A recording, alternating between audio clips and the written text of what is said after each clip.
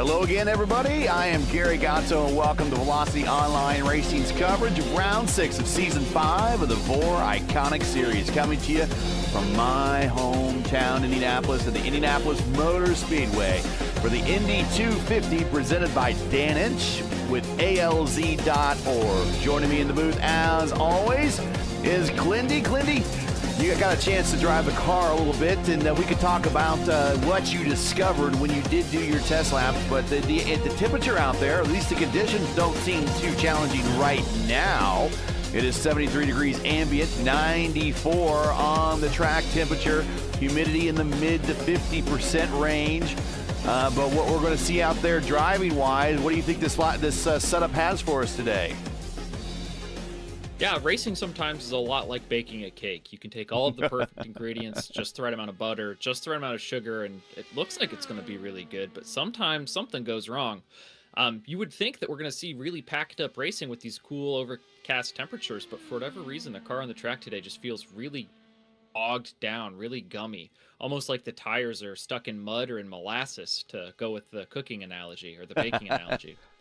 So I would really think that drivers are, especially the ones that don't qualify well, are going to look for alternative strategies as quickly as they can, whether it's pushing late on the fuel window or pitting as soon as their fuel window is open, or finding a friend to swap draft with to make up time on the lead pack separate from the rest of the field.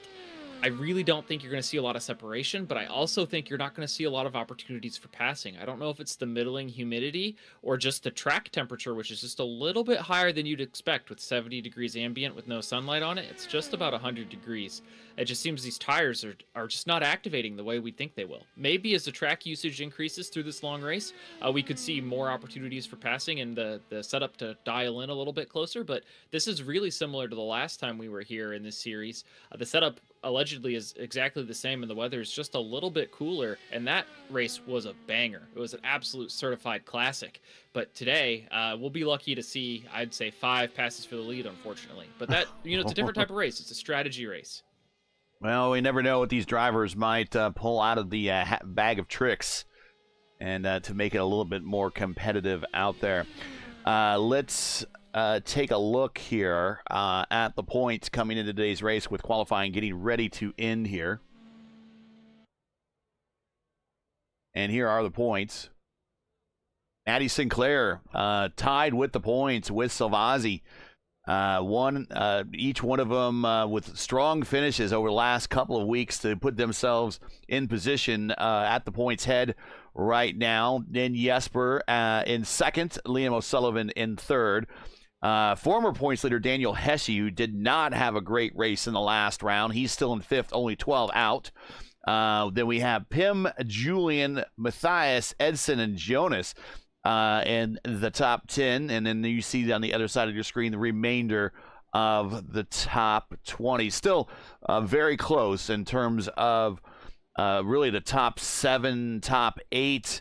They're all within one race of really moving up and down a lot of positions. So we'll continue to watch this as it develops throughout the race. We are going to be doing a short pace lap. We are lining up on the backstretch. So let's get that starting lineup in. Points leader is the pole sitter. Take it away, Gary. And here we go. And actually, I want to bring up their speeds to give you an idea of what they're traveling here. There we go. Sinclair, the points leader on the pole, the 228.1 right next to him. Edson Santos, 228 flat. Those are the only 2 drivers in the 228 bracket. Then Salvazzi and O'Sullivan on row 2. Inch, today's sponsor, and Kinder on row 3. Julian and Weber on row 4. Strauss and Bree on row 5. Going back to row 6, it is Christensen and Gerharami. Row 7, Sanchez and Marcamini. Row 8, our beneficiary, Alexander Bonney and Shane Coker. Then we got Pim and a new driver in the lineup. And this is Matthias Optendries. And I hope I'm saying that right. Optendries. he might just be ODD. I don't know. At the end of this race, we'll see. But he's going to be lining up right next to Gastel. Then on row 10, we got Hesse and Cole. Cole making his first start in the series. Then we got back on row 11, Ortiz and Teixeira. And row 12, Pataskowitz and Jesper doing the worst of first challenge.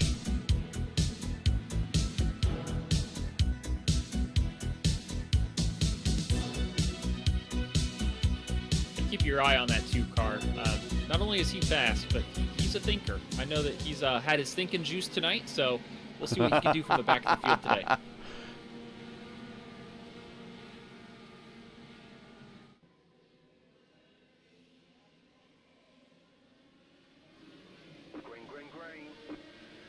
Green flag is out and a big jump at the front by Maddie, not wanting to waste any time. And here we go, lap 1 of 100, 250 miles for the crown jewel event of this iconic season.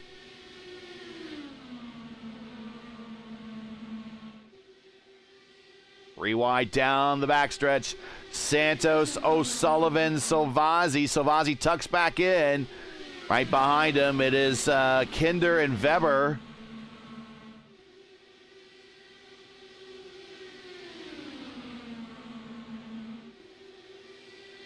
O'Sullivan really made the most out of that start. Up 2 spots now in second.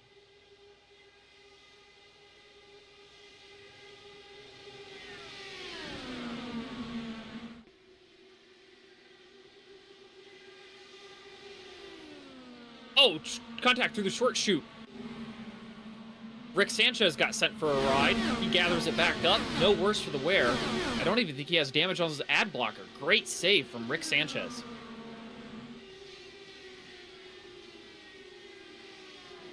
Go back a little bit ways and see what happened there. It was in the short chute coming out of 1.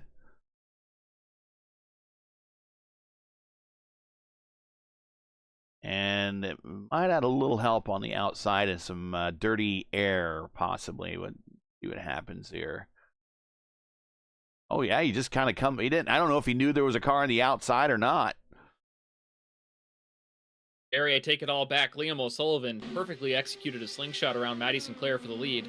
We're not going to see a 5-car or 5 different passes for the lead today. We may see upwards of, I don't know, we got 100 laps. Let's say 50. And here is the pass for the lead on the front stretch. Going into 1. So make sure we want to show that here. Back to live action. It is O'Sullivan, Maddie, Edson, Salvazzi, and Kinder, your top 5. Very early stages. We talked about fuel in the pre-race. We're thinking anywhere from 23 to 25. If you're full chat, probably 23. If you're conserving, maybe 25. And as you see the number of laps to be completed here today, that is divisible by 25. So if you can hit 25 on every single stint, you're looking at 1 less stop than everyone else. Yeah, I'd assume everybody's going to hit that 25 mark. Santos here making a move to the inside of Sinclair into 1. Sticks it on the bottom. They fan out behind to try to avoid the dirty air. Everyone gets through cleanly. The one driver I'd be worried about right now is O'Sullivan. He's taken command of this field, but he did that by putting his foot down. And when you put your foot down, that means your gas tank gets empty real quick. As Townsend Bell says, the loud pedal.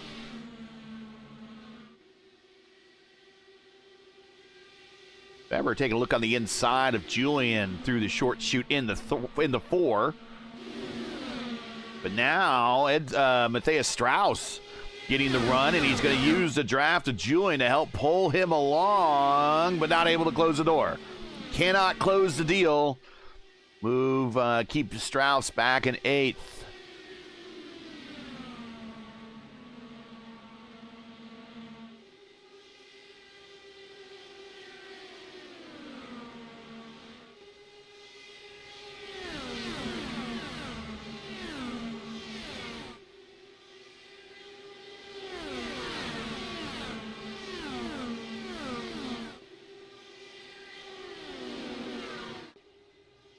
back up to the front. It is still O'Sullivan, Santos, Silvazzi.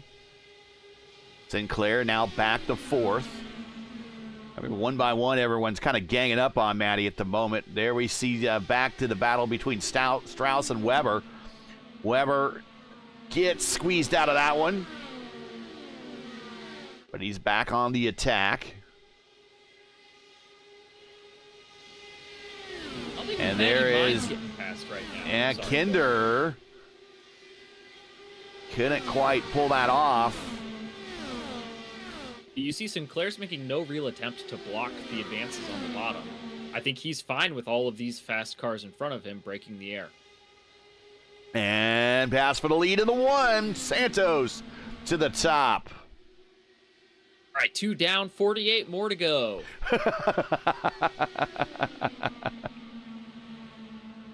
How can I participate? Oh, in chat. Good question. Very good question.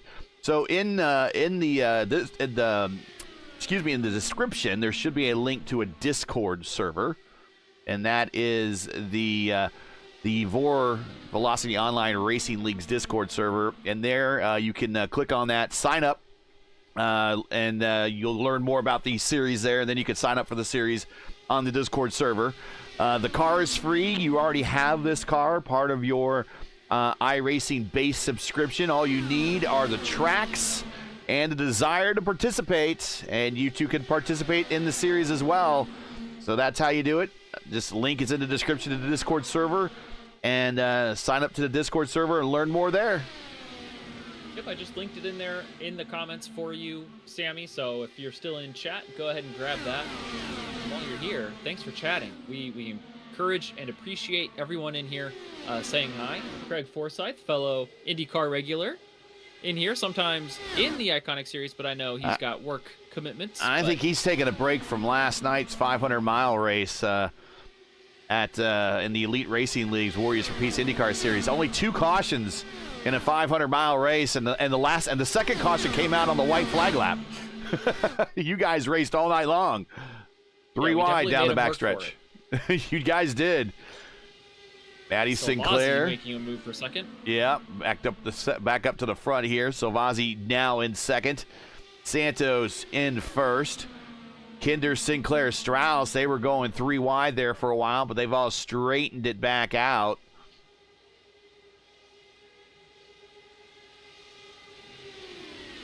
Someone that hasn't done a lot of racing but doing a lot of following and keeping that nose tucked behind somebody, and it's about as clean air as you can make it in terms of getting a good punching at least following a car that's punching a good hole in the air, is Julian. Julian has not really raced too much, and he's been in line for most of this whole run here. He is trying to save on that fuel and get to that magic 25 number.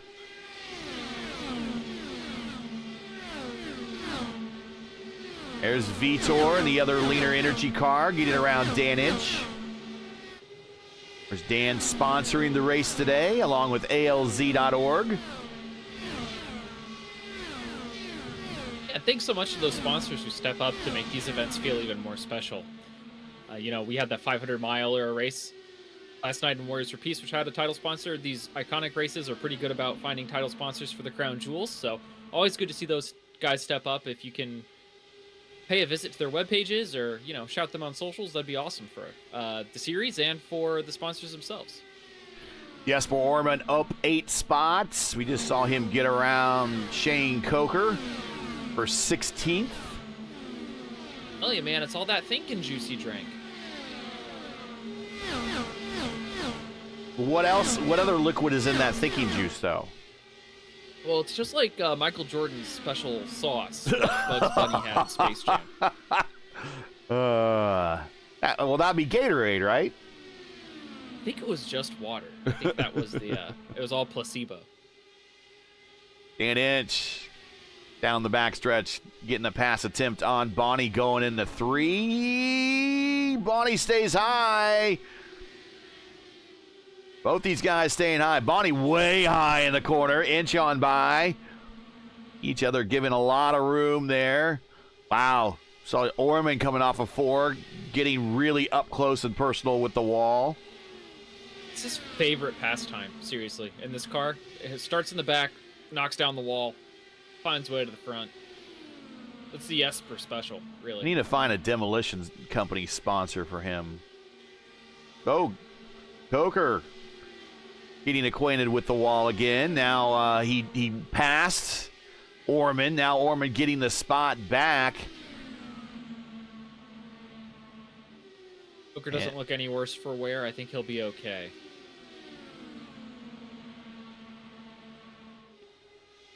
And Orman now running down. Oh, who is that? That is Optendries. And that multicolored, I like it, car back in 20th spot. He had to take some evasive maneuvers. Justin Cole in the Viagra car, hoping for his chances to grow here.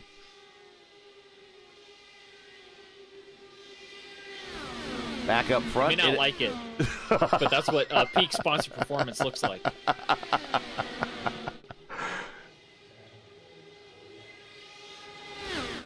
Sadly, though, the time limit of this race will last shorter than 4 hours. No need to call your position, folks. Right. Julian to second spot as he gets around Edson. So Julian again doing the following and getting some passing done here as he's trying to maximize this fuel run. We're lap 16 of 100. It is O'Sullivan, Altena, Edson Santos, Salvazzi, Kinder, your top 5. Strauss, Sinclair, Weber, Christensen, and Vitor Guilherme back in 10th. Our points leaders as we came into today, Salvazzi is 4th. And Sinclair is 7th. So our points leaders are still well within the top 10. And the part of the track I want to draw attention to right now is Vitor Guilherme. He's just at the tail end of the draft envelope of that first pack. If he has a couple of bad corners, he won't be able to keep up with them anymore. And he's kind of the bridge between Dan Ench, Alexander Bonney, and the rest of the cars in the field. They're all kind of counting on Vitor to be able to hold that line such that they don't continue to fall back further. And there you see he's right at about a second, which is about the draft envelope for these cars.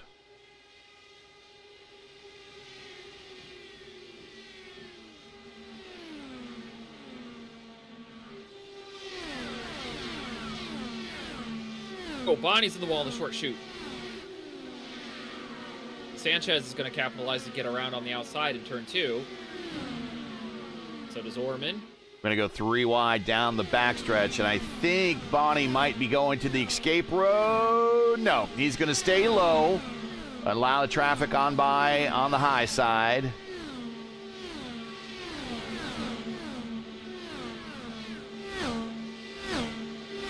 And now he comes to pit road. I think we got 2 Viagra cars out there. If I'm not mistaken, I think you're supposed to take 2, according to the commercials that I've seen. So that would make sense to have 2 Viagra cars in the. Well, we got a wreck. It's ODD and Marcos Teixeira. And that was a hard hit. And that is Aero Wash, and that is a smack. And Teixeira just, you know what? That's very similar to the Jay Howard, Scott Dixon incident from, what was that, 2017? Very similar. Not too different from, was it the 2022 Indy 500 where that launched a tire into the crowd, or is that 2023? That would have been 2023, I think, yeah. It hit a white Chevy Cruze, not a spectator, fortunately. Yep. But we are under caution, and this is going to bring everyone to pit road more than likely. Oh, 100%. Absolutely. And while we're watching that, Julian is now the leader.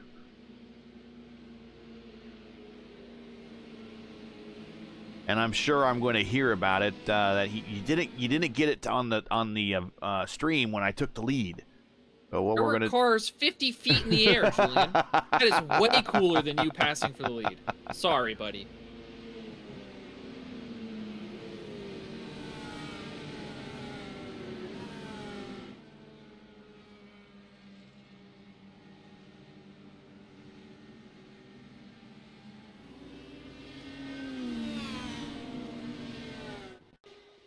And here is that pass for the lead right here.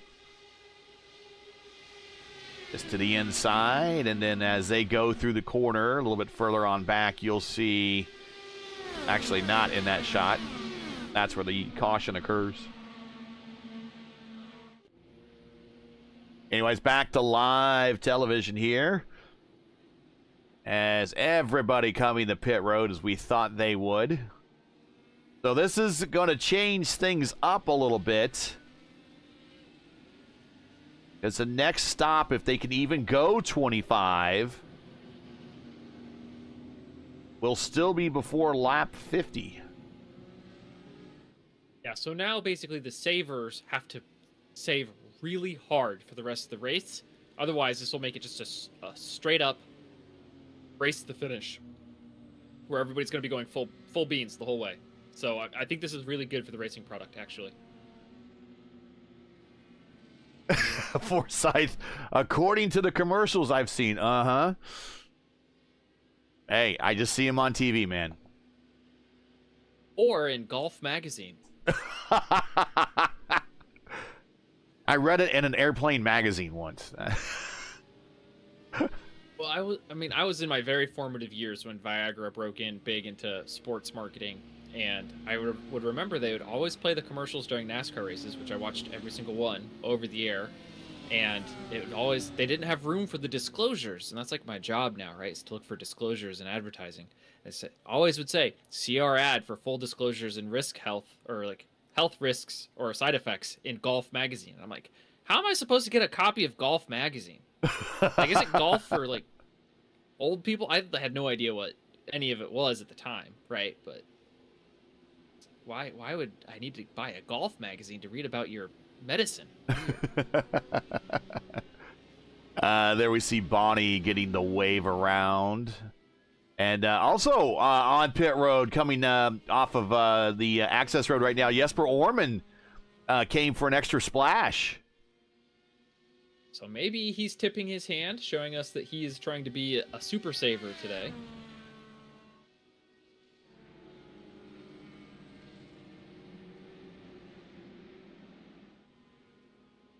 If you enjoy Velocity Online Racing's coverage of the VOR Iconic Series and you respect the stream, please do us a solid. Make sure you support us by subscribing. While you're at it, don't forget to click the bell for reminders of future Velocity Online Racing iRacing content. Hit that thumbs up button, would you, to help the algorithm, help other IndyCar fans find the stream, find the channel.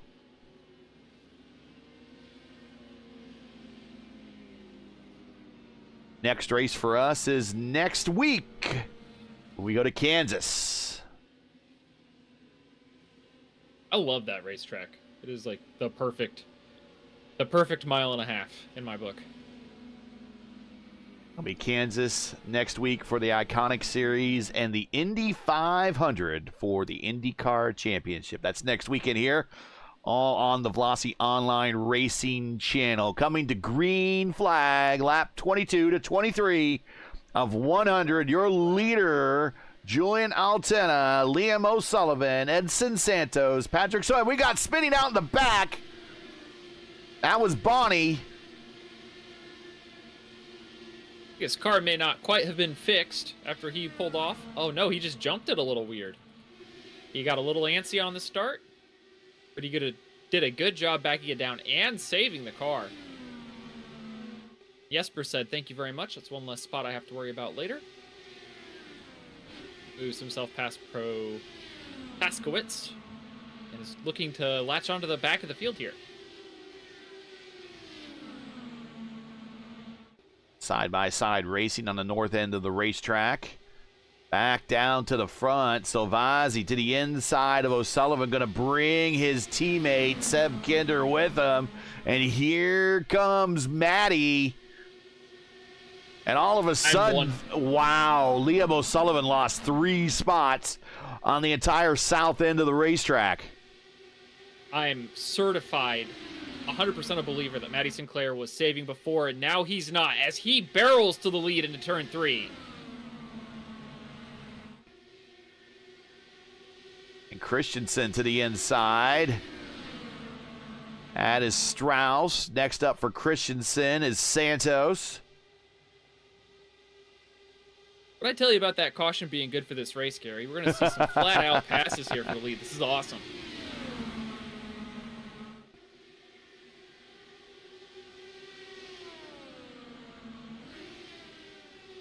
Oh, car high in the 2. And that was Christian Ortiz keeping it off the wall. Pataskowitz passing Christian on the backstretch there.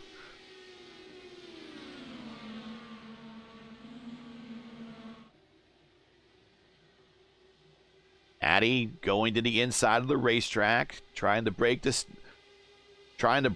draft a little bit. Julian does not even bite. Julian just holds his line.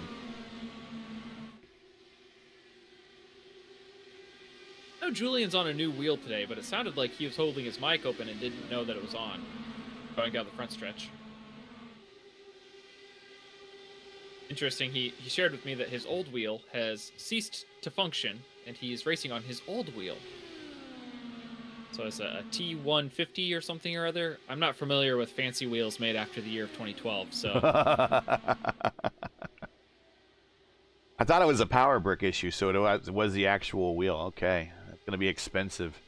Jesper and Coker in a battle. A little bit further back, Justin Cole and Pim for position. Daniel Hesse just chilling in 17th right there. Former points leader this season. Won a race earlier as well.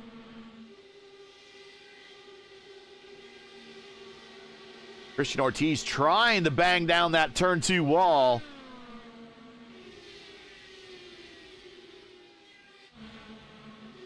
There we see Jesper around inch. Now Jesper up to 14th. And he's going to get a run on Bree, probably down the front straight.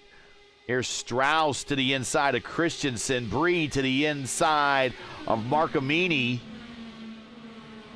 Marcamini in that Tony Kanaan throwback. That is not the car that Dixon chopped in half there in the South Short Shoot back in 2017. Dixon's car was sponsored by Camping World, I believe. Jesper looking on the outside of Bree in turn 3. Now lining up in the North Chute into turn 4. And then for someone who came in to top off on gas, Jesper sure is racing kind of hard. Yeah, he is.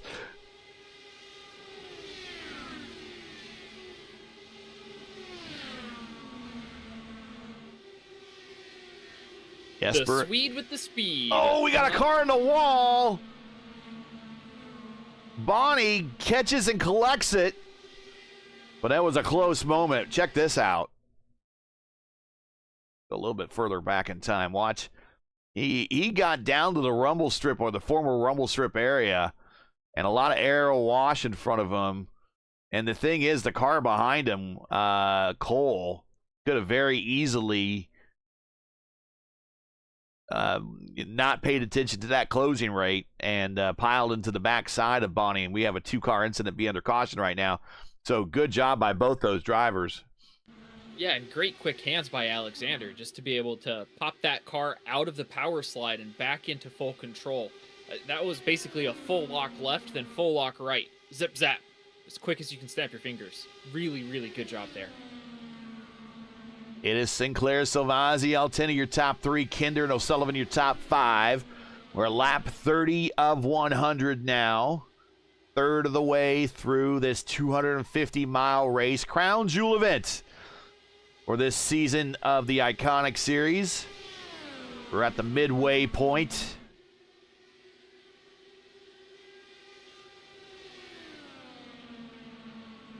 Here is the remaining schedule this season. We'll bring it up on your screen real quick. After this is Kansas, then Phoenix, then Auto Club, then Homestead, and then we will wrap up the year at Chicagoland. My home track. At your home track today, my home track to wrap it up.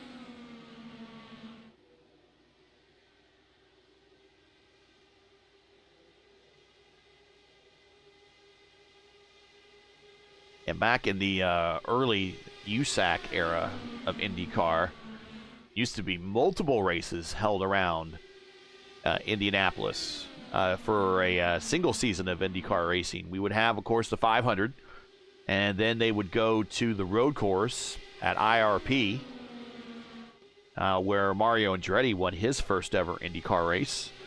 And then they would also go to the state fairgrounds, which is located kind of on the east side, northeast side-ish of Indianapolis. And they would race on the 1 mile dirt oval there. And so there would be 3 races a year at Indianapolis on the USAC schedule at times.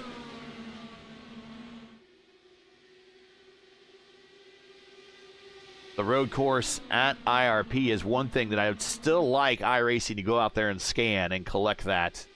I think that is historically important, and I think a lot of people would race on it.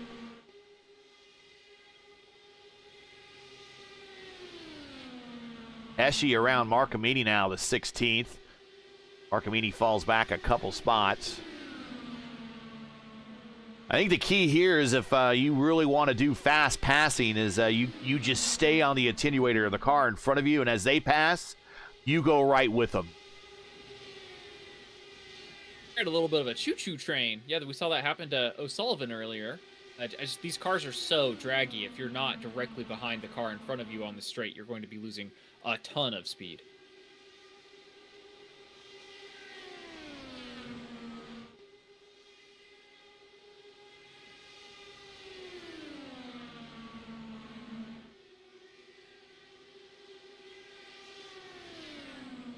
We got Ryan Walker checking in the chat. We got Wags checking in the chat. Welcome, everybody. Happy Friday to you. Soon to be Saturday for some of you in Europe. Yeah. So this is kind of the start of the Indianapolis portion of this season of iRacing. After this, you'll see more and more Indianapolis races throughout the month of April. And, of course, all month long in May, culminating with the fixed and opened Indy 500s. Which we Wax will... is saying he's on vacation next week. Good for him. Week 13 is the best week to take vacation. Yes. And we will be bringing you at least one of each of the fixed and open Indy 500s, if not more. We're going to see if we can do about more. If we have the staff and the time to bring more, we certainly will to showcase as much of the community as possible and put as much IndyCar content out there for people to see. But I will be in the booth if I don't queue for Top Split, so look forward to that. Circle it on your calendar. We expect a pretty heavy schedule between now and the end of the month of May. Between all the leagues that we service, as well as they are our clients that's over on P1, but big races coming up in the Elite Racing League, big races coming up over here in VOR next week with their Indy 500. So don't go anywhere. Make sure you subscribe to the channel, ring the bell here on Velocity Online Racing Channel, and you'll be notified anytime we go live. 37 of 100 in the books. We are 16 laps into this stint. Which puts us about, we were really talking about 7 laps away from our next pit stop. And Matty has led a good chunk of this stint. I'm wondering how he's doing on that fuel save. We're going to find out. Basically, the litmus test will be how many laps can Patrick Silvazzi go after Matty Sinclair pulls off the track. I'm going to say it's maybe going to be 1 more or 1.5, which would be 2 more. Anything more than that just seems ridiculous. I don't think you could save any more fuel than that with how close and how fast Matty's been running.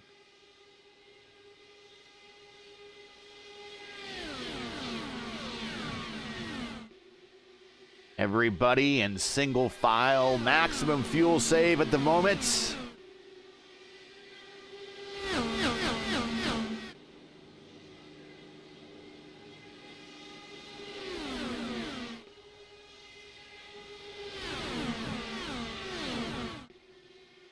Let's ride with Julian.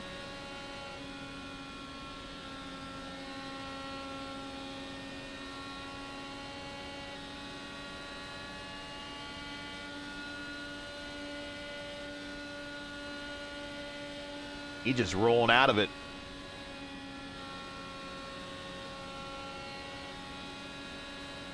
Yeah, so he's looking for the quick fill at the end of the race. Make up positions on pit road instead of on the racetrack. Those are the easiest way to pick up those positions. Well, unless your competition has DNF'd.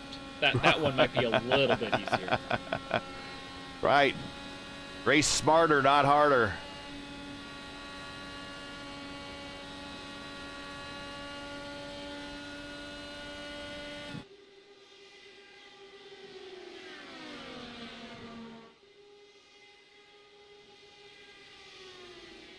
VOR on the inside of Weber, and not quite there. And Weber closes the door on him.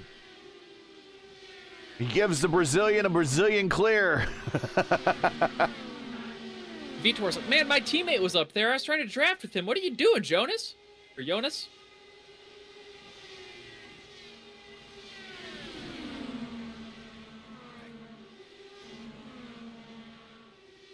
Checking back a little bit further, Jesper in 12th, Bree in 13th.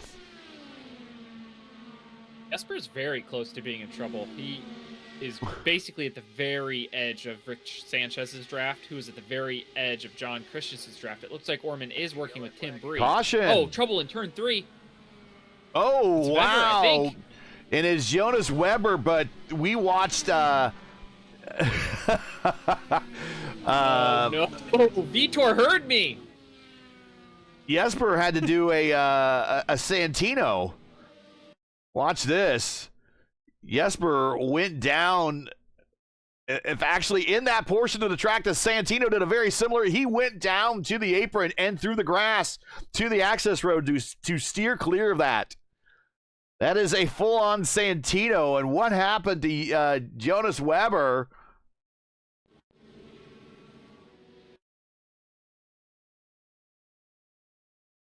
Yeah, Vitor just got a little bit too close to the gearbox on corner entry, and netcode said, hey, that's too close for me. And I'm not able to find what happened to Weber. So we will go back in the session events here and see if we can find that.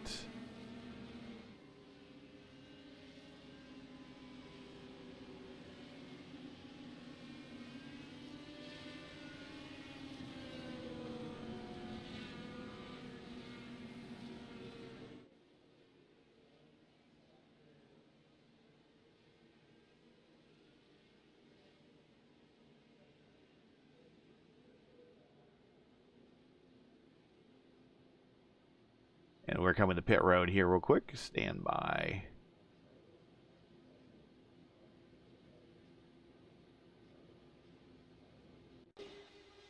All right, let's see where this develops here with this battle with Weber. So this is happening right around Vitor. And who else was involved here? We'll see. I think it's Vitor's one of them. And we might be a little bit further down in the order here. What happened? I believe this happens at the other end of the racetrack. So does it set up early?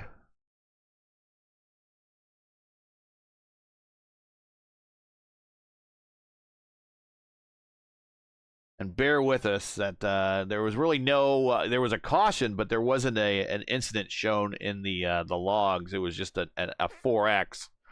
So that's what we're That's what we're zeroing in on. No physical contact between the two cars. And here comes Vitor. I think Vitor has a run on him. Gonna pop out late. Gets to run into 3, and because of the late pop out, he has the apex different at a different time than Jonas. Jonas comes down on him and gets the Punterino.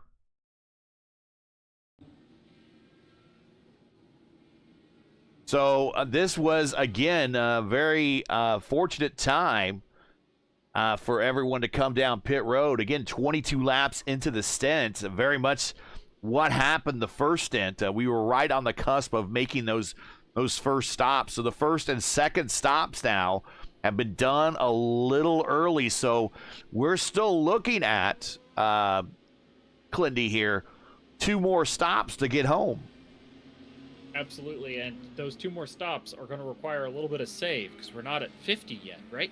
So, sorry, if we were at 50, it'd be 1 stop. So, math is hard.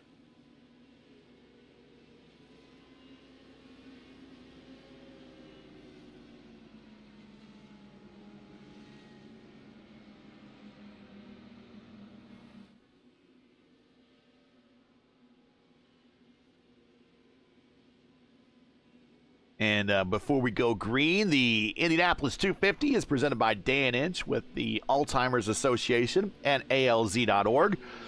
The Alzheimer's Association leads the way to end Alzheimer's and other forms of dementia by accelerating global research, driving risk reduction and early detection, and maximizing quality care and support. But they can't end Alzheimer's without your help. To learn more or to donate, go to ALZ.org. The link is in the description. Your donation will go a long way in improving the lives of many people around the world. Going green this time by, coming to lap 45, it is Maddie Sinclair, Julian Altena, Patrick Salvazzi, Seb Kinder, and Liam O'Sullivan, your top 5, as we are just shy of the halfway point. Still a lot of racing to go. Green flag in the air.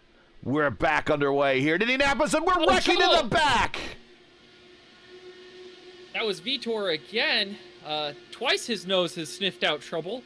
This time he just got a little anxious. Started going before the green was really applied to the whole field.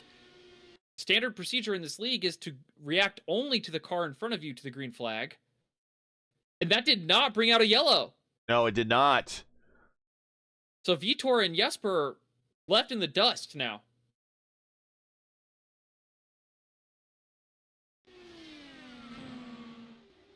All the while, Altena and Maddie Sinclair are now swapping the lead. Julian probably very hot under the collar that we missed yet another pass for the lead involving him.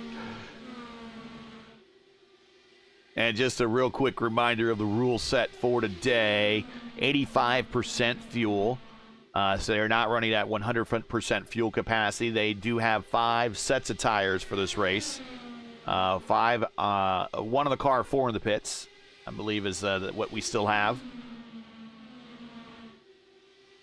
And the pit road speed limit is 60 miles per hour. Don't forget the Julian going to the inside to break the draft, but Maddie's not even going to bite this time. He's going to just stay on the outside.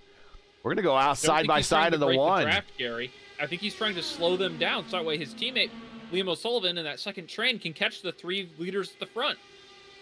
That is a good teammate right there. Don't forget he's doing it again. Don't forget the track record. There's 2 of them. You got the unofficial and the official.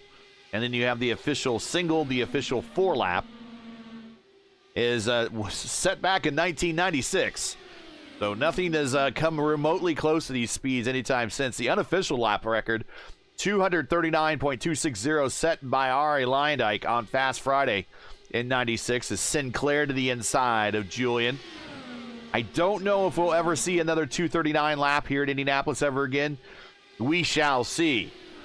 The single lap official record is 237.498 miles per hour. And how does that equate to some of the more modern records that we just set? That's about 3 miles per hour difference between what was set last year for the pole speed and what was set back in 96 still. So a lot of miles per hour still to gain before we get to the track record level A great way to just visualize that MPH difference is that imagine you're watching a race. The Indy 500 usually takes just under or just about 3 hours. So that means if you are 3 miles an hour faster than the other cars, you're going to finish 1.5 laps ahead of them if the whole race goes green.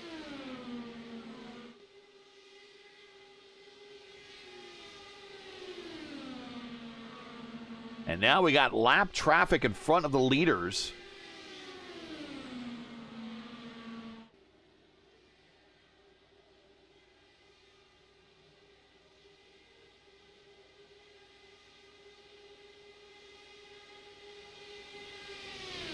And now we're starting to bind everybody up. That lap traffic is staying high out of the way.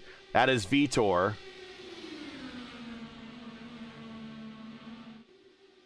Yeah, so he has damage that's slowing him down substantially.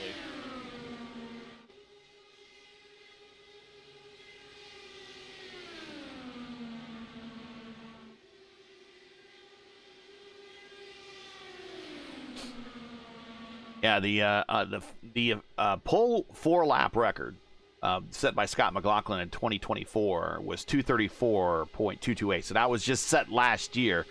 The 4-lap official record by Ari Lyondike is 236.986. So there is 2.7 miles per hour difference between what they just turned last year and what they turned back in 96. So you talked about how much a difference of speed is and how much that could equate to over a period of 500 miles. So we'll see. Maybe one of these days we'll get up there and break it. I'm not sure if they're going to allow them to ever get up that fast again. Well, I mean, if they do, it would be in qualifying, right? When it's right. Single cars. Well, but the unofficial was set in practice. Well, it was a different time. It was the 90s. Gary. Well, yeah, well, there's a lot of going on back then. Number one, they were using a year-old car that they knew a lot about. Number two, the track was newly paved. And number three, they were in a tire war. Hoosier, right? No, it was Firestone and Goodyear. Oh, I'm thinking of the NASCAR tire war. And now, of course, Goodyear out of IndyCar racing since about, I think it's like 98, somewhere in there, 99. And they've focused in on the 10 tops. Would like to see Goodyear come back. There is O'Sullivan to the inside of Matty.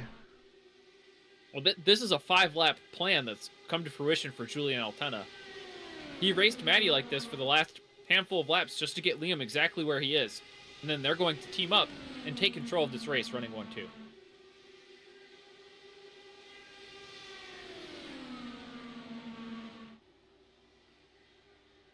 Watch for O'Sullivan to build a run on Sinclair, and then Altena to pull out to help him draft around.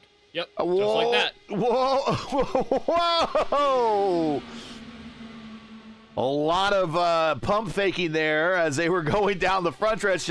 Should I make the move? Should I not? Should I make the move? Should I not? Should I make? Oh, I'm making the move. And now I'm fully committed. The top 7 really have kind of started to pull away a little bit here. Top 8 with Christensen at the tail end. So 3 Altena Autosports team cars up in this pack. Then we got a number of the Team Watson cars in this pack. And then a couple of drivers with no teammates up in this pack. Lap 12 of this stint. So we're about another 10 laps away from the point that we've been at the first 2 stints where the cautions have kind of come out. And this is when we're going to start to see who's been saving and who's been pushing. They've been pretty stacked on top of one another, but I know Altena's couldn't have saved much because he's been leading the lion's share of these laps. I would anticipate that no one is going to make it on fuel from the pace that they've been setting right now.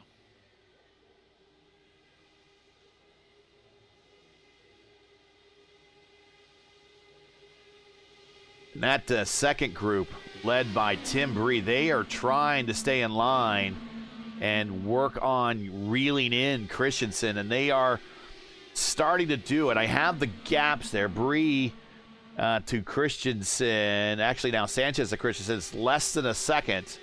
So they're on the verge of that envelope that we keep talking about here for these cars.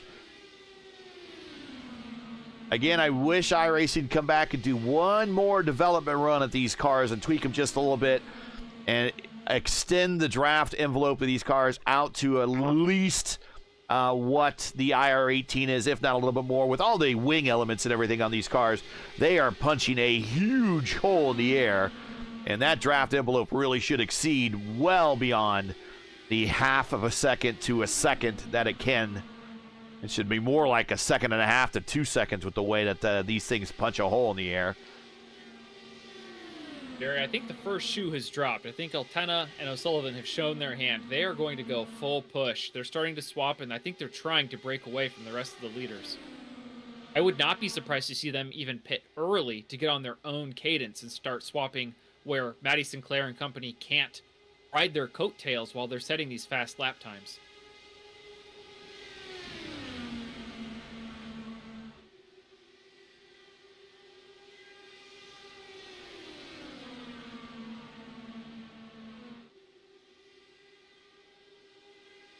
That second group is not really gaining. In fact, they're kind of losing. I don't think the swapping that Bree and Sanchez is doing is very effective. It's not helping them reel in this group.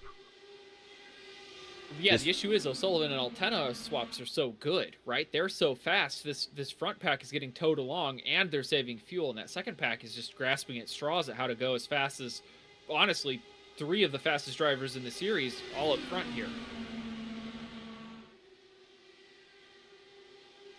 Honestly, the top 5, I think, have been really the class of the field all year long, except for Daniel Hesje, who's kind of been anonymous, running 11th right now today. There he is, right there.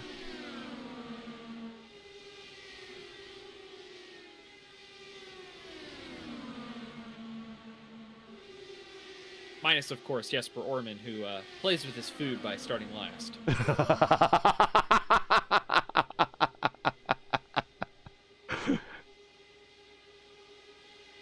Just wants to make it fair for everybody. You shouldn't play with your food.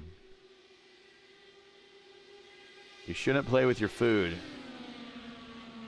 If it's seafood, it might bite you before you eat it. Yeah, or pinch you. Yeah. I've seen a lot of different crustaceans in my sink recently. So.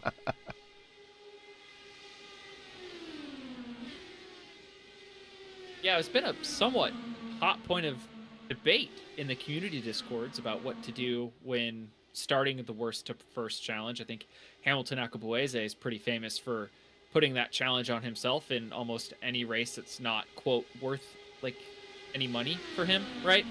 So he was lamenting the fact, like, how am I supposed to avoid these accidents? And I kind of poked fun at him. I said, have you tried qualifying? So. Alex Van de Sand also does that a lot, too. He likes to do the worst to first challenge. There are your conditions: 85, track temperature, 72 ambient. Light wind out of the north right now.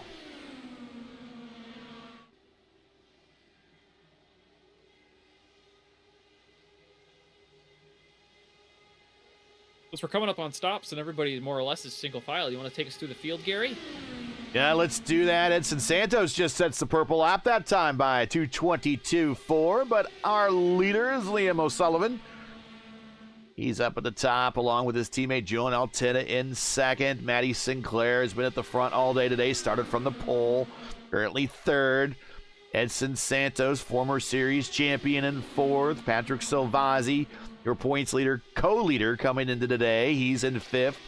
Seb Kinder in sixth. Strauss in seventh. So we got Team Watson cars in fifth, sixth, and seventh. And then the last car tacked to this lead group is John Christensen, and he is very disciplined. And just by keeping the car in line back there, we'll see if he starts making any moves as we get into the last 25 laps of this race. But he is in eighth. Rick Sanchez is leading the second group, followed by Bree. That rounds out your top 10. Daniel Hesje in 11th. Pim Van Gastel in 12th. And Dan Inch, today's race sponsor, in 13th. A bit further back is Mateus Marcamini in 14th, Justin Cole in 15th, and Shane Coker in 16th. Christian Ortiz in 17th, being raced right now by Jesper. Jesper in 18th, and Vitor Gerhelmi, in 19th spot, and that is all the cars running at the moment. We started with 24. Currently, we have 18 running. Vitor is on pit road for an extended stop. Well, perfect timing there, Gary. We're going to see our first pit stops this time around. I know Matthias Strauss is coming in. See who else joins him. Teammate.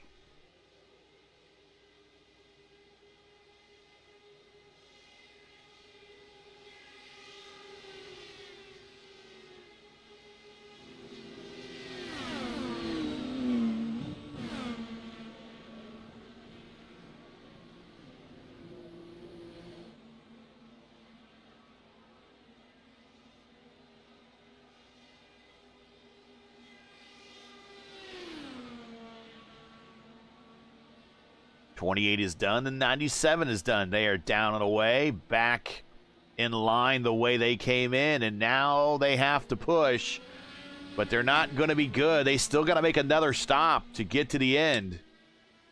If they went 22 last time, that would put them right around 88 for their final stop. Yep, and this is where the teammates are going to have to set really good lap times by themselves. They came a little earlier, like I thought the Altena Autosport cars would.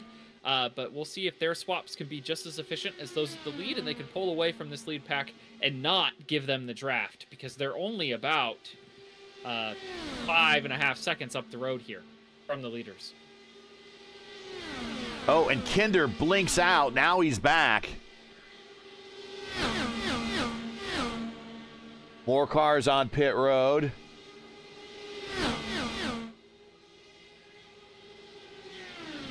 See them coming off. Silvazzi goes purple that time by. Dan Inch on the access road.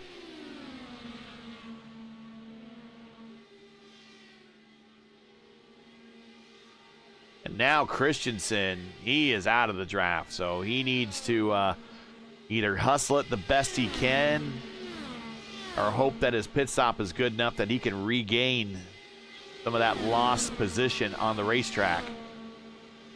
Or ask very nicely for his teammates to wait in the pit box for an extra, half second or so.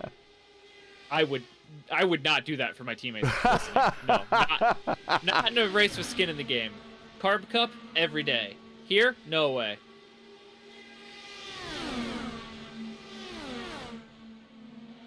If it meant my teammate could make it to the finish on fuel and I was in no position to win anyway, I would definitely lay down for that, but not in this context we're at right now. Christensen and Sanchez will be in this time, so will Altena. O'Sullivan is not yet piped up on the radio. He's also pitting. Slow down, really good entry from O'Sullivan. Really, really good entry. That's just about as much speed as you can carry without getting a penalty, and he did it flawlessly.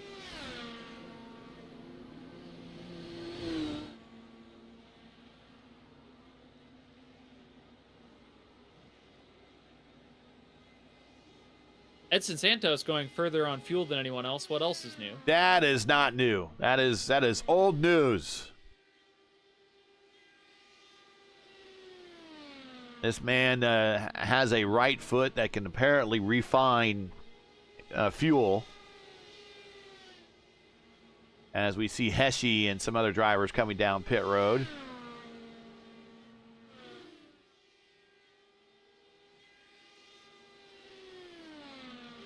Pim in second spot now as he's racing Marcamini right now. Marcamini a lap down at the moment. Pim's going very long in this run. 27 laps for Santos, 27 for Pim. I don't think anyone is going to get to... well, I tell you what, if some of these guys can do 3 more laps, that's going to be an awful big ask. Edson Santos not going to be able to do it. Neither is Pim. So never mind. Forget that thought.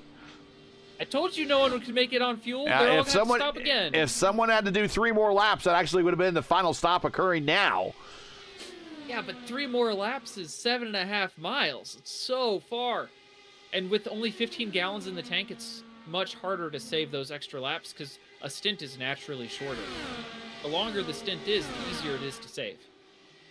So if you're the leaders then, and you know that everyone has the stop in front of you, and we're watching the 2 that are going to pick up the lead here through the pit cycle, do you just push as hard as possible and go push, push, push? Well, they've been doing that for the last 20 laps. Every lap they've swapped in front of Matty Sinclair has paid off. Oh, look who's coming out in front of him, though. Right with him is Edson Santos. And this is music to Matty Sinclair's ears. That will let him bridge the gap and draft back up to the leaders because he's much closer now to Santos than he was to O'Sullivan and Alatena. And the Team Watson cars as well. They'll be able to, Kinder, Strauss, Silvazzi there, will all be able to kind of piggyback along. So we're going to have a 7-car fight to the finish here.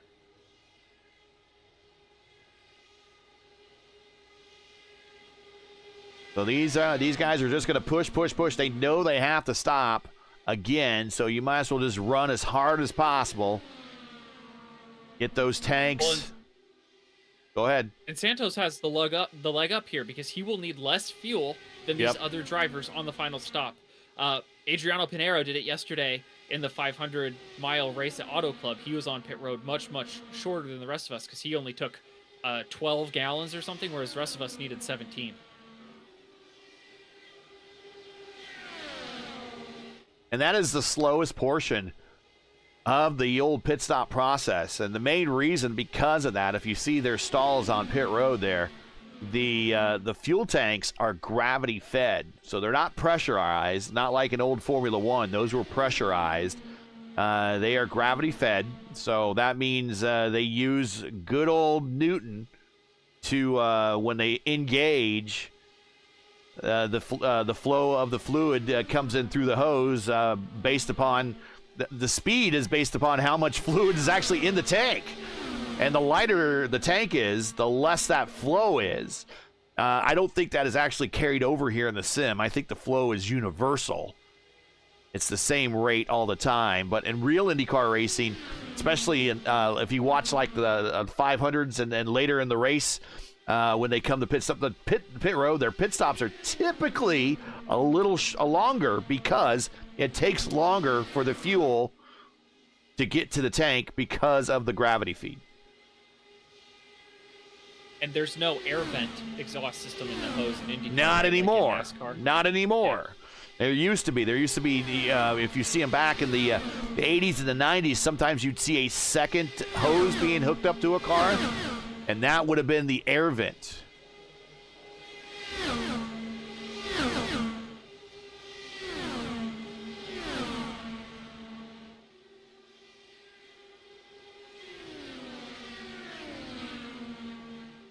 A second group is still not quite yet connected to Santos, and they're trying to swap every straightaway to get there, but Altena and O'Sullivan are just more efficient. They're better at swapping. They're on comms together because they're teammates versus Sinclair and Strauss, who are kind of just making the best of the situation.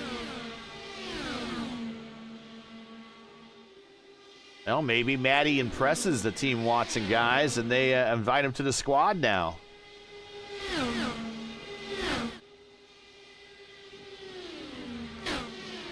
Hesje has worked his way into the top 10.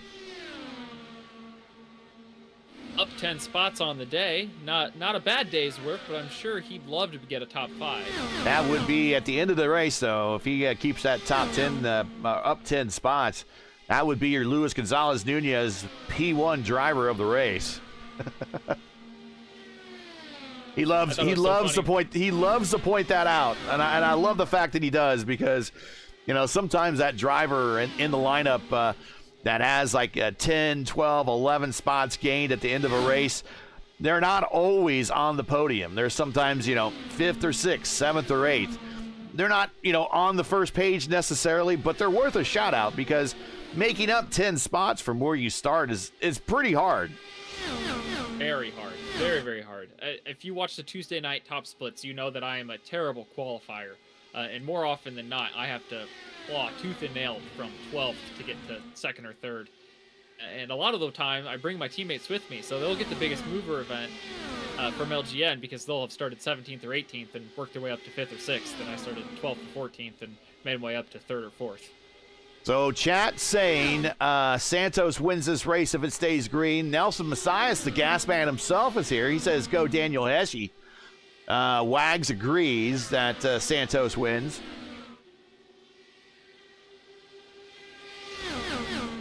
I actually think, I know Santos will be patient here, and he's saving as much fuel as he can behind the Altena cars, but I do not think he can beat them if they team up against him.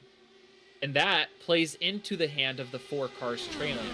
Because if Santos comes out ahead of the Altena Autosport cars, they're going to be fighting very hard, probably 3 wide for a couple of laps, with really crazy moves, dive bombs, slide jobs, etc. on one another. That is slow with a capital S. That'll let those 4 behind, if they continue to cooperate, to catch them and make it a 7-car fight. And it should be without mentioning, but we'll mention it again, the defending champion of this race, even though it was at 200-mile distance, is Edson Santos. He won the Indianapolis, at the time, 200. It was an 80-lap race, and it kicked off the start of Season 4. He won that race. So he is the defending series, or defending race champion. Trying to go for 2 in a row. Give him every belt, Gary. He's a champion of everything when it comes to iconic. Champion of fuel saver, champion strategy, champion of the race, champion of the series. We don't have an undisputed champions belt here, though. How do you? Let's see. We need to get that done somehow. I bet you it's champion. It is a Latin word. And this season so far, Liam O'Sullivan started off the season as a winner at Texas. There's Matty coming to pit road. He's trying to undercut everybody. It's not going to work out. You've got to have a dancing partner.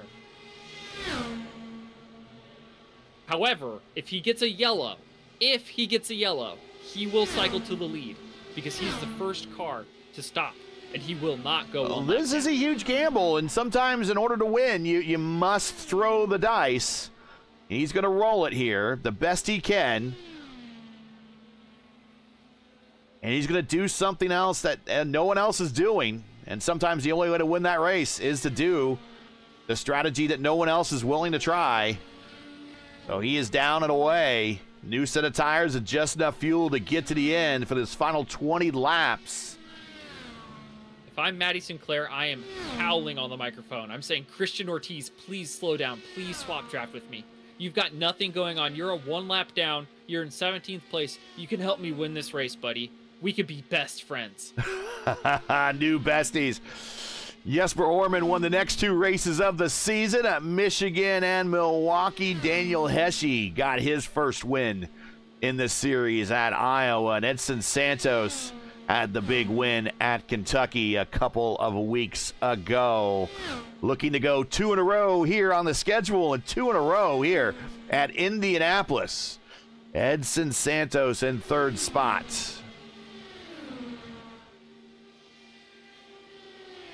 Wheeler's wondering if he thinks the leaders will go fuel only. I think it's definitely a possibility for Santos. But again, being a lone wolf and not having a teammate because Vitor has had trouble this afternoon means that these Altena cars can afford to take tires. Whether that makes Santos rationalize tires himself is a decision that he gets to make. The Watson cars may also try fuel only, but Sinclair did take tires. Now remember, it only takes about 5 seconds to change tires. They're not. If you're Edson, you only need about 2 seconds of fuel. Yeah. So if you need less than 5 seconds of fuel, then you want to forego those tires. But if you have more than 5 seconds of fuel, put those tires on.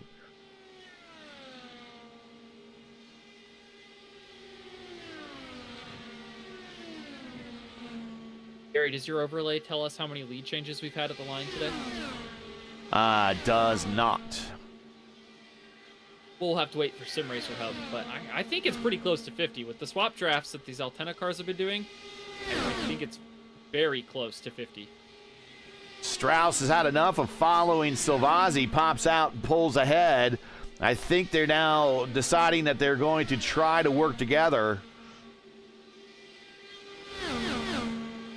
15 to go.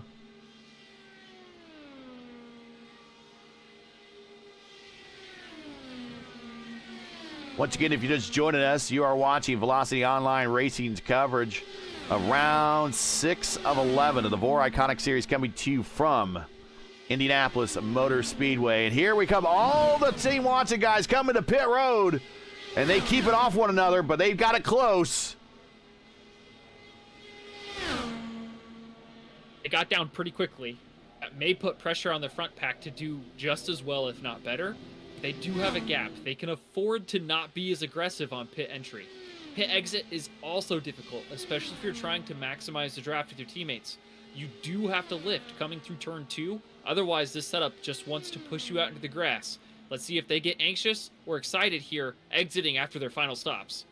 And they come off that button. Do they light up those tires? I believe all of them went up on jack, so they all went with fuel.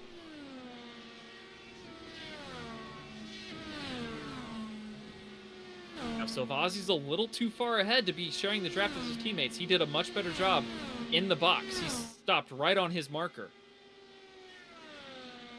Yeah, this is the Indianapolis 250 presented by Dan Inch with ALZ.org. We're currently, Edson Santos now is your leader with 14 laps to go. Make sure to smash that like button, subscribe to the channel so you don't miss out on the next race. Let's get up front as it's now Edson Santos and Altena 1 and 2, as O'Sullivan had to peel off and go to pit road. Now Altena peels off and goes to pit road, and he has a slower car in front of him. Coming with him also is Christensen. And that is Ortiz. I think Ortiz will probably just stay long in his box here and not impact the leaders.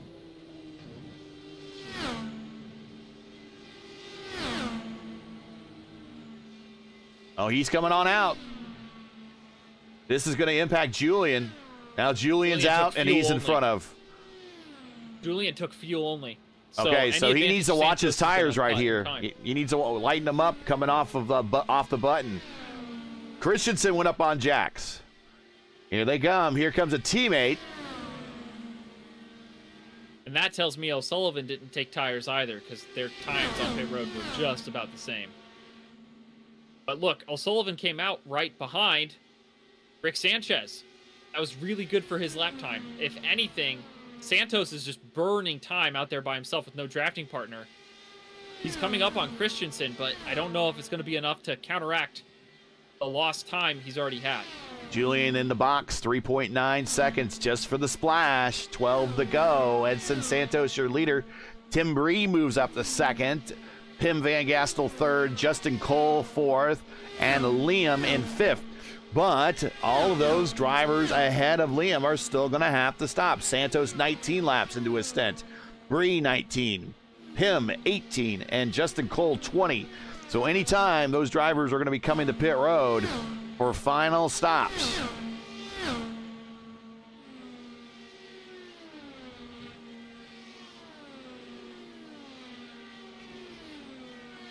Once again, want to thank our sponsors for being a huge part of being able to bring this action to you. IFS Personal Financial Planning and the Alzheimer's Association and ALZ.org. All the links you need to both of those sponsors are in the description. I want to thank them very much for making it possible to bring this action to you on YouTube. 10 to go now. And this is the point of the Indy 500 broadcast that if you watched, especially with Paul Page back in the day, he'd always tell you the number of times the driver leading at lap 190 that hasn't won the Indy 500. That's a lot bigger number than you'd realize. And he always reminds you that inside the last 10 laps of the Indy 500, a lot does happen, and typically it does. 25 whole miles. It's a long, long way.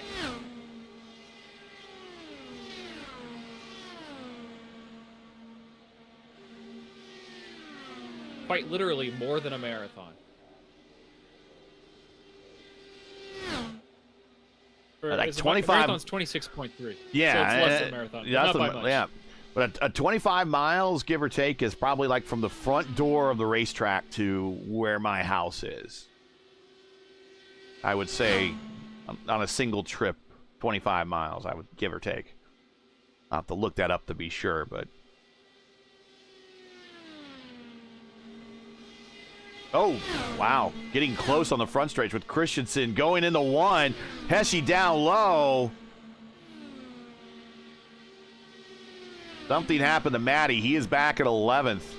Just maybe not a good pit stop. Early without a dancing partner. Yeah, that's what happened.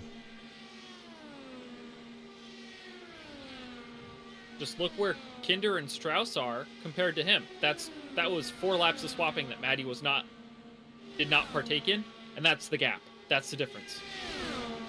Matty rolled the dice and they came up snake eyes today. 8 to go.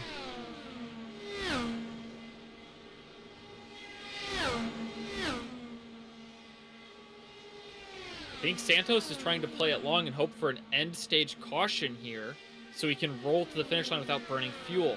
I think he would have caught Christensen and Hesje if he had been going full pace. He and Pim van Gastel may both be on that. Go as long as you can and hope you get a yellow with under 5 to go that'll just end this race or let you make it without stopping. And at this point, why not?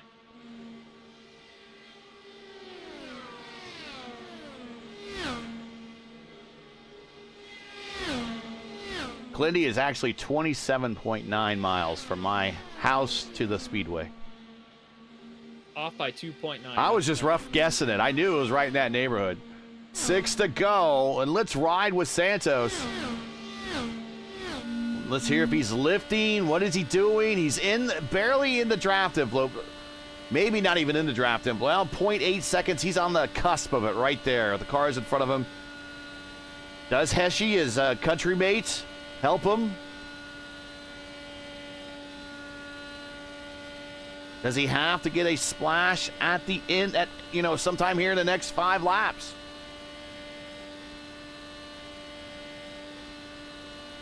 He's not breathing.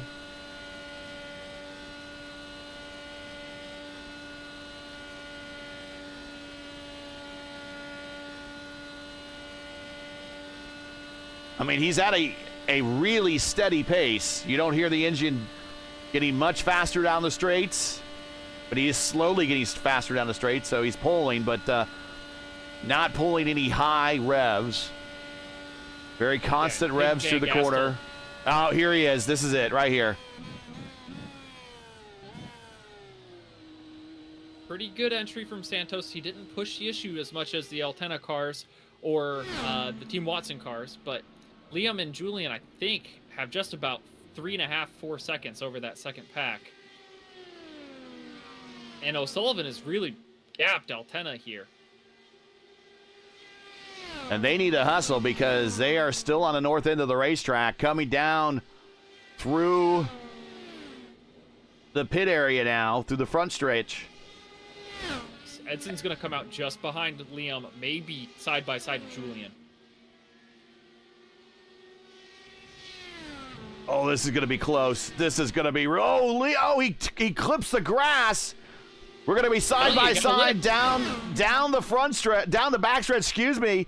Now Liam tries to break the draft as Santos desperately claws to get back in the draft. And here's Julian. And if Julian can't win this race, the next best thing he can do is maybe help his teammate. I don't know if he will or not. 4 to go, coming 3 to go. We have qualification runs now underway. 10 miles. And Julian's going to send it on the outside, and he pulls a Rick Mears on Edson Santos in the 1. Having a good teammate is the best medicine for a bad day. Not that running top 3 all day was bad, but, you know. But does now Second's better than Julian third. have enough time to reel in Liam? The only way Santos catches O'Sullivan is if Altena works with him, and I think the probability of that happening is 0. On the stretch now, less than 7/10. Oh, send it to the inside. He just sends it, and he bumps Julian out of the way. A very late send there by Santos. And watch this. He just cuts down. And this, I think this is a bit of a late send. Julian's already arcing in. 2 drivers going for the same piece of real estate. Exactly. Now, if I were Santos, I would run and hide. Ooh, I would try to run and hide because I think Julian's going to give me the chrome horn for sure. White flag in the air. 1 more lap to go. Liam O'Sullivan looking for another win this season. As he gets a little squirrely off of 1, keeps it off the wall. Altena gave the slide job to Santos. He gets back the spot. Pulls out the Dragon down the backstretch just to protect his teammate.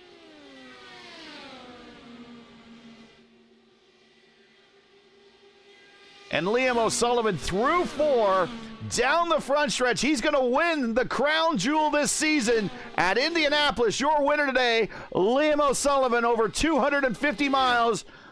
The big winner here at Indianapolis. Late race drama aside, Altena and Santos both cross the line, 2nd and 3rd. Maybe a little hot under the collar, but all 4 fenders on the race cars. We'll find out. Yeah, let's see how that turns out.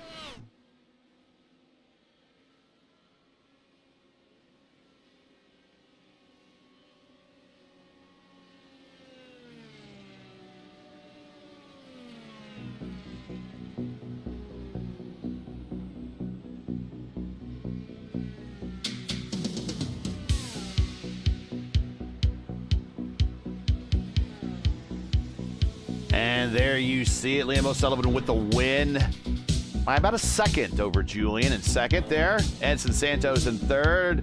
Silvazzi, I think that's really going to help him keep the points lead. A good solid 4th here today. Kinder in 5th. Sinclair is 6th. Strauss in 7th. Christensen 8th. Hesche very quietly works into a top 10 finish. That's kind of his MO. And he comes home 9th. And Tim Bree in 10th.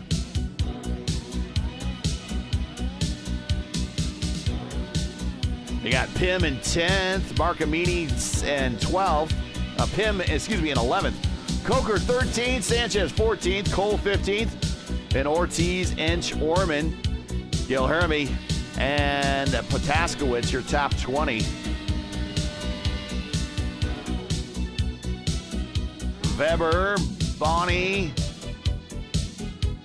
Optendries in 23rd, and Tessera and 24th as the top 2-step podium cars are going to have a photo moment there at the Yard of Bricks. They got it. 1 and 2 take all the photos they want, do all the donuts they want, kiss the bricks all they want, hang out in the pagoda all day, go see Mr. Penske, give him a high five.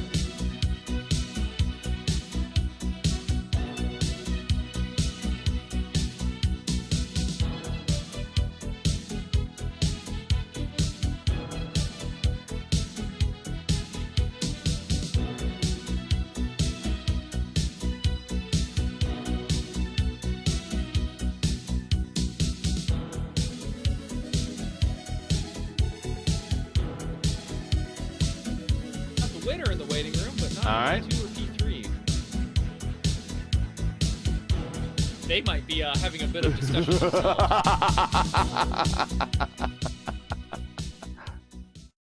All right.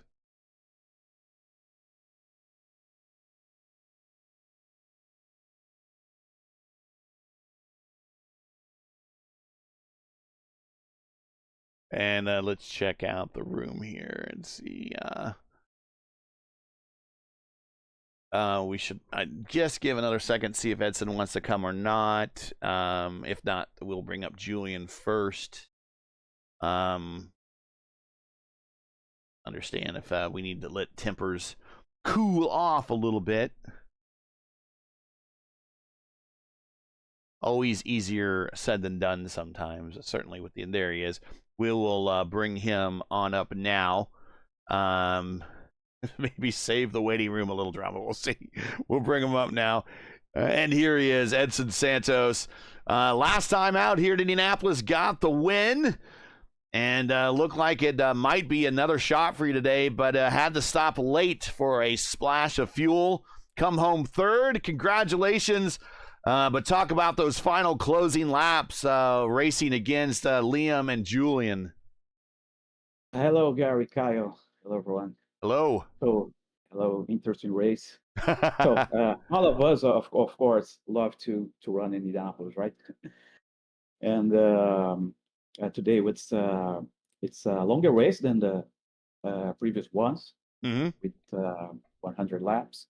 And so with the yellows, we are always measuring and making some accounts about the fuel. If it would be possible to make one pit stop less than the others, and well, this is an interesting race for me, and save tires and save fuel as well. And I was thinking 3 or 4 cars will be batting for the win, the end, because we could increase a gap for the 50th, 60th position. And in the end, I was with my teammate Vitor Guilherme watching the guys, their pits, if there would change the tires, if they are going some advantage with the cars in front. And so I just postpaid my last pit. And I don't know if it was possible to see in the broadcast, but in the exit of turn 1 and 2 in the return for the track, I touched the grass, and there I lost 2/10 maybe. So this mistake, of course, worked, because I mean I think it would be possible to fight with the Liam for the victory.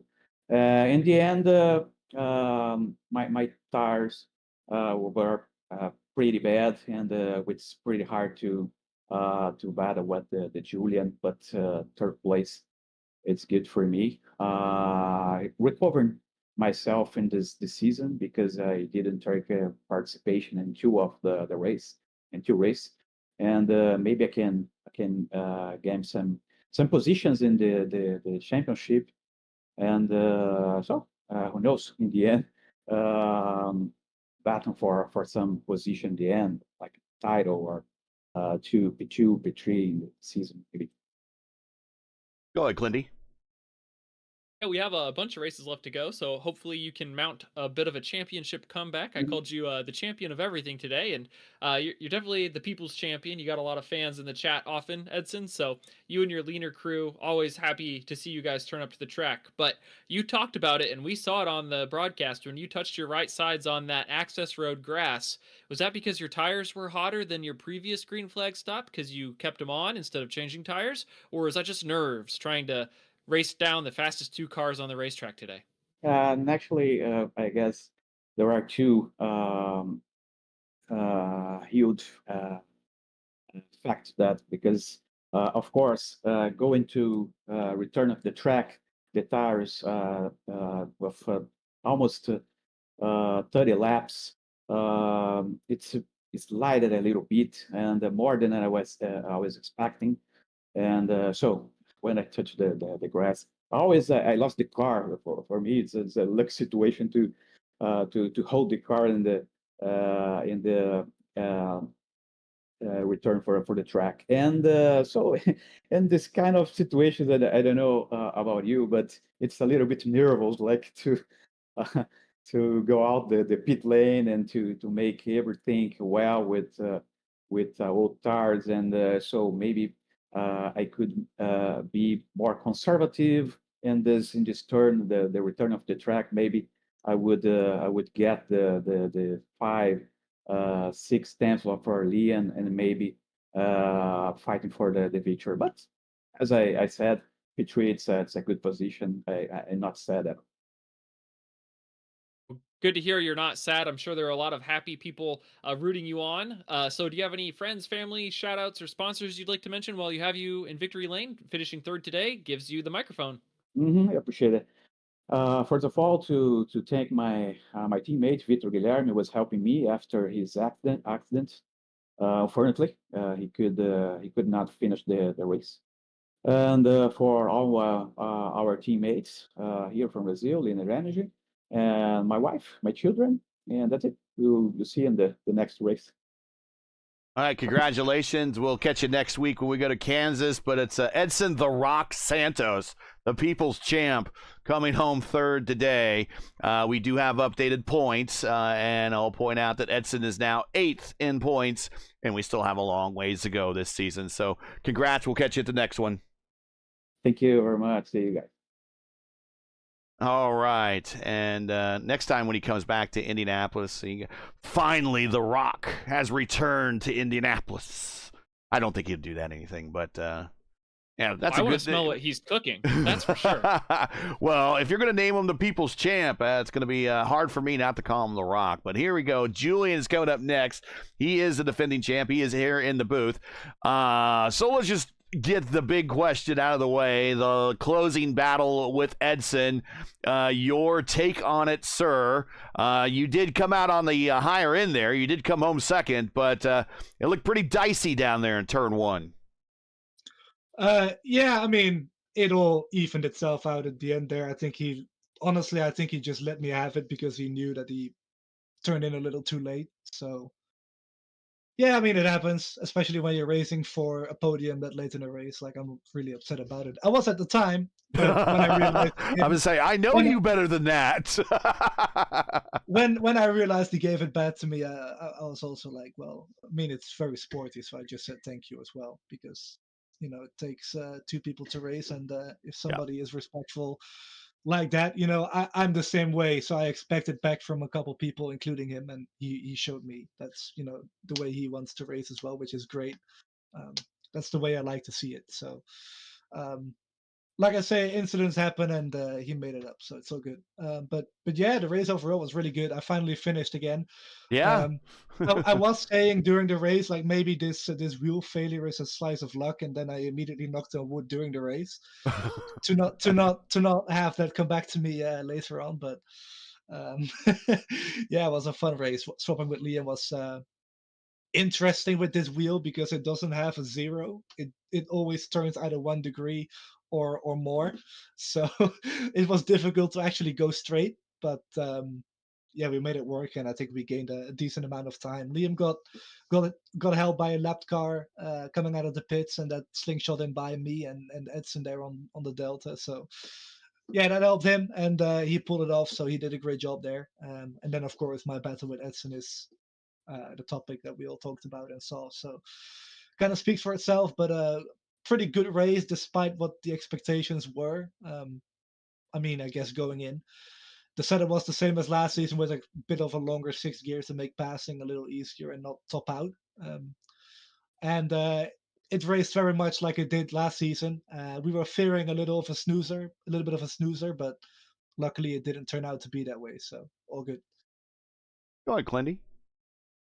Yeah, Julian, I know that the wheel today was a big topic of conversation for you, but now that you've told me that it doesn't have a zero, one part of the race really sticks out in my mind. When you and Maddie Sinclair were battling and you were trying to bring Liam's second pack up to you, I know that you had kind of blocked the front stretch a little bit, but it looked like you were weaving. Is that just because you couldn't hold the wheel straight? Or was that a little bit of, let's say, a dastardly move?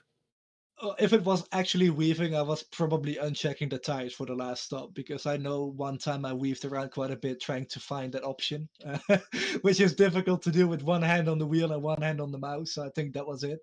Um, But yeah, if it was like a very subtle movement, then it was probably just a wheel. But if it was like a major move, then it was definitely me changing the tires in the sim.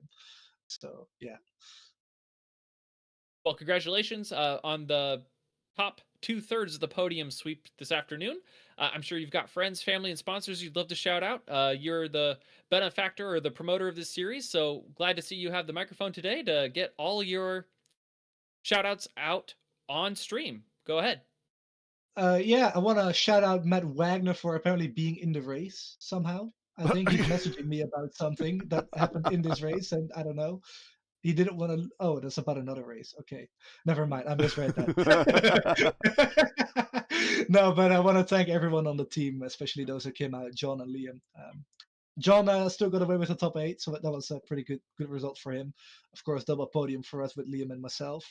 Want to thank Alex for doing race control and sponsoring the series, Bonnie that is. So check out IFS Personal Financial Planning. Lovern's Incorporated as well on the IndyCar side on the iRateens with Gary Lovern or Lovern. Apparently, he has different ways of pronouncing his last name. I've always said Lovern, but apparently there's different ways about it. So, Gary, thank you. Yeah, just everyone who came out today. I thought we had more people a season or two ago, but Liam pointed out that this was the most attended DW12 Indianapolis race in series history, so that's pretty cool. So thanks to everyone who came out, you guys as always and as usual for broadcasting. Yeah, just not looking forward to the rest of the torture coming up in the next couple of weeks with this stupid wheel, but it is what it is. Well, you've moved up to you're 6th in points now. 45 behind the leader, 9 behind Jesper, who's in 5th. So still lots of racing to go, and still many opportunities to pass some people. So we will see how you go up through the standings for this remaining second half of the season. Congratulations on the P2 today, and we'll catch you at Kansas in about a week. Absolutely. On maybe even a refreshed Kansas. Before this interview, I was actually looking at the development blog video on YouTube, and everything is looking great that's coming out. Oh, so fantastic.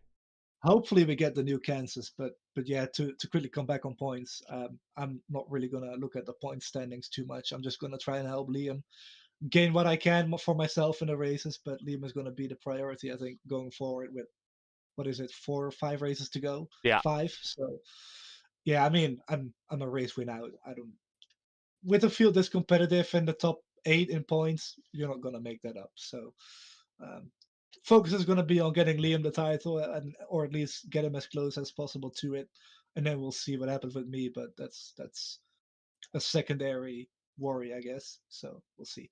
But thanks, guys. You got it, man. We'll catch you to the next one. Congrats. Yep. See ya. Thank you, guys. I always like refreshed tracks. The refreshed New Hampshire looks fantastic. I mean, graphically, it's so much more improved over the older version of New Hampshire, and that didn't look bad at all. So looking forward to these little refresh that iRacing has planned. Let's get our winner in here, Liam O'Sullivan. There he is. Liam, our winner today. Congratulations, sir.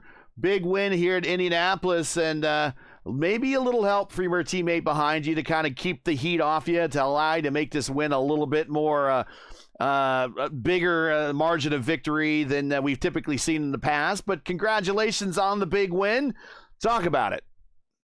Yeah, thanks guys for the introduction. I mean, me and Julian just tried to control the race all throughout. There was parts where we thought it was going to be a fuel save race, then it became kind of obvious that it was going to be full push to the end. I mean, yeah, we were kind of surprised it stayed all green to a certain extent.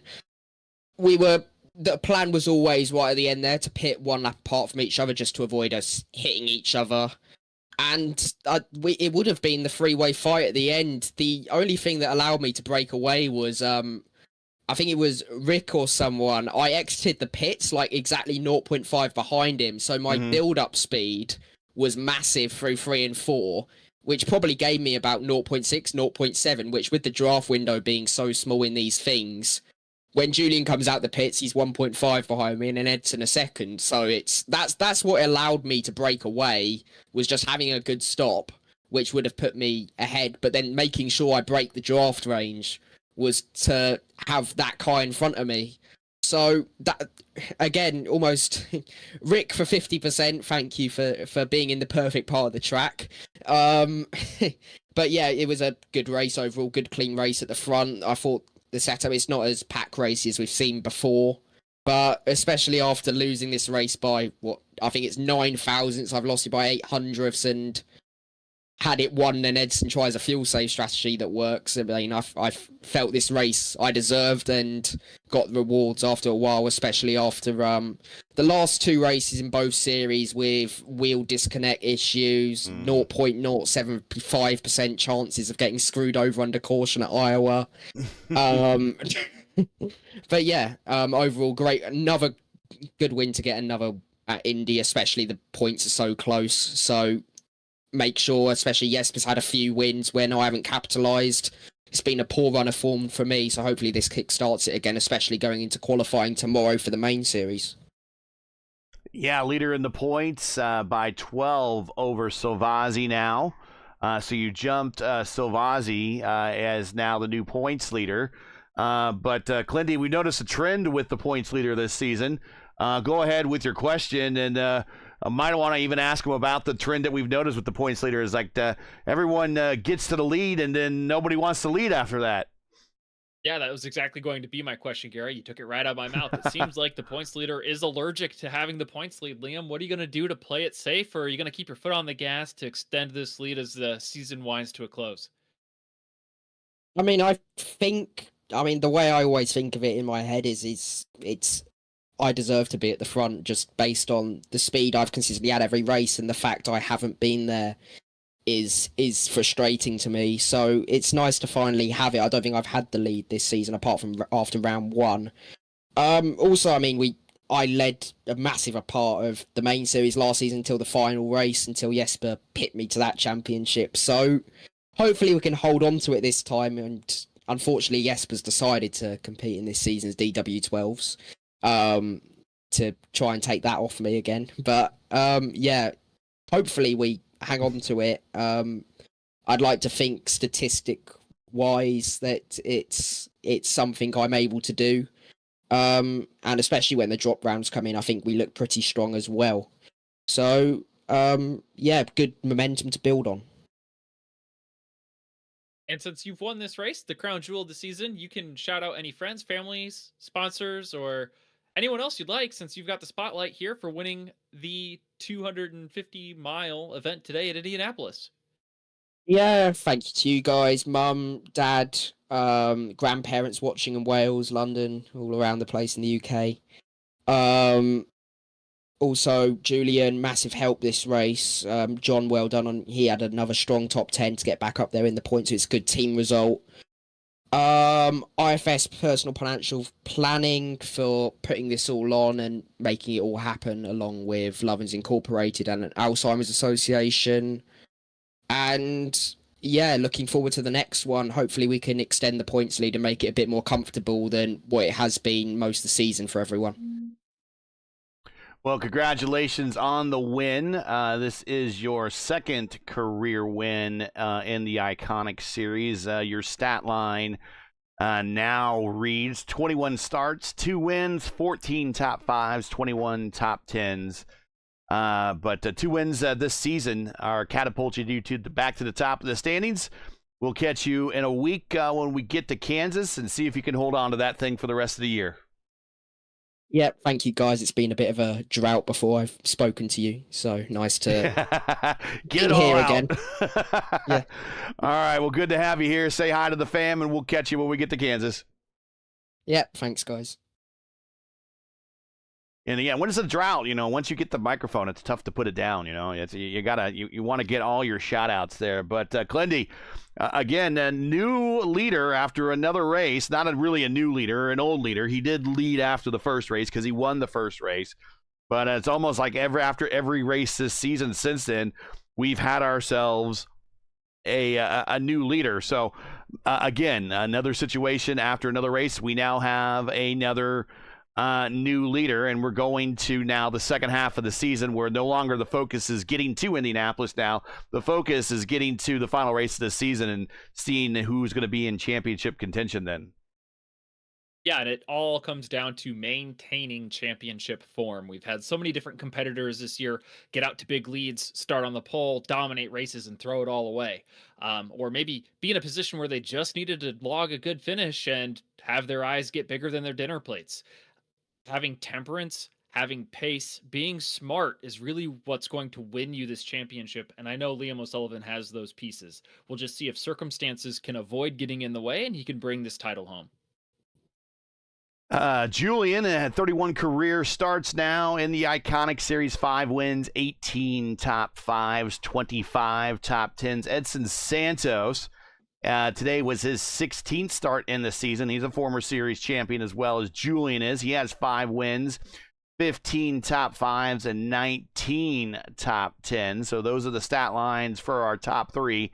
When you have 7, 10, 12 wins there between your top 3. That's a pretty experienced top 3 there. That would explain how they kind of rose to the top here. Is kind of all your wins this season and 2 former champions, kind of come to the top. Just kind of shows you what type of race we had on hand here at Indianapolis. Well, let's get on out of here, everybody. Give everyone back their Fridays. And we will see everybody here in a week when we get back to Kansas. There will be tomorrow qualifying for the IndyCar Series, Indianapolis 500. I am not going to be part of that. I got family home and I won't be able to make that. So that's going to be David Kreutz from FTN, I believe, will be bringing you that action. All the information you need to know about when that broadcast starts is on the Velocity Online Racing channel. And then all you have to do is ring the bell and you'll be reminded of when they go live. So that's it today. Once again, your podium for the Indianapolis 250 presented by Dan Inch with ALZ.org from Indianapolis Motor Speedway. Liam O'Sullivan, second win of the season. Julian Altena, another solid finish here, and kind of gets the monkey off his back additionally. Biggest thing is he wants to finish these races, and getting a good finish under the belt always helps the psyche.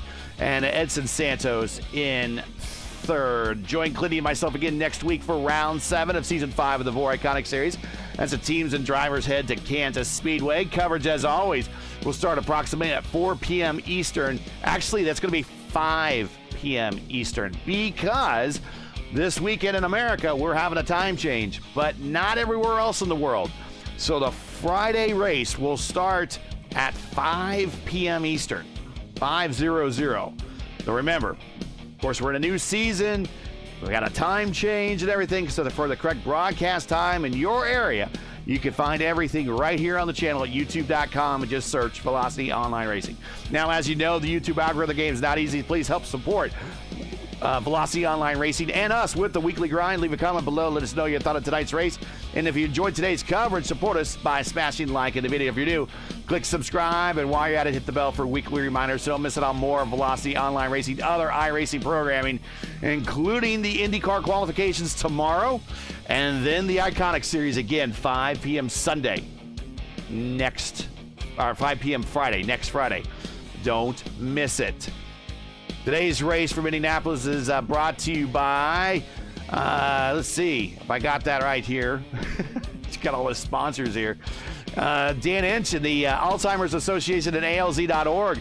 The Alzheimer's Association leads the way to end Alzheimer's and other forms of dementia by accelerating global research, driving risk reduction and early detection, and maximizing quality care and support. But they can't do it without you.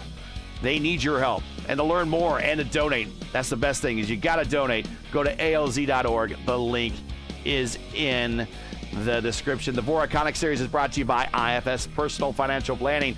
IFS Personal Financial Planning helps specializes in clients making the most out of their savings with holistic financial planning that is tailored to the specific needs over the course of their lifetimes. On average, They've been working with their clients for 20 years, helping them navigate the complexities of investments, the uncertainties of markets, and the ever-changing legislative landscape. To learn more, contact Mr. Bonney. That's right, Alexander Bonney at ifspfp.com. Again, that's Alex at ifspfp.com. And the link is in the description as well. Track cams for this race provided by Whiplash Sim Cams. Get the most out of your iRacing experience with Whiplash Sim Cams. To learn more about Whiplash, like them on Facebook, follow them on X and Instagram. The links are in the description.